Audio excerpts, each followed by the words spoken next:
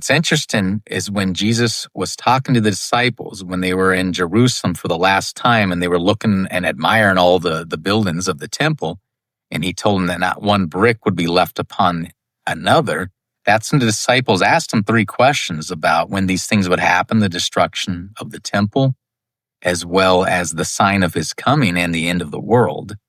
And so he started to answer it together.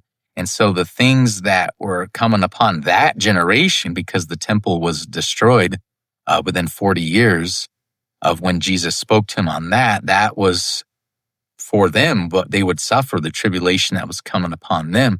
But it was also a microcosm of the great tribulation. God chose to answer the questions together of what would happen before the destruction of the temple, because it was foreshadowing as a small example of the destruction that will come to the whole world at the end. But the things that the apostles were suffering and the early Christians in that church and the great persecution that we've all heard about, that's the same thing that will happen in the end times again. And God allowed them all to go through it, to be tried with it, to lose their lives for his sake. It's naive to assume that the same thing won't happen to us in the end times, when the book of Revelation specifically tells us that there'll be a great deal of martyrs who lose their head for the testimony of Christ in these end times, and that the beast will be given power over the saints to wear them out and to overcome them. The servant is not greater than the master.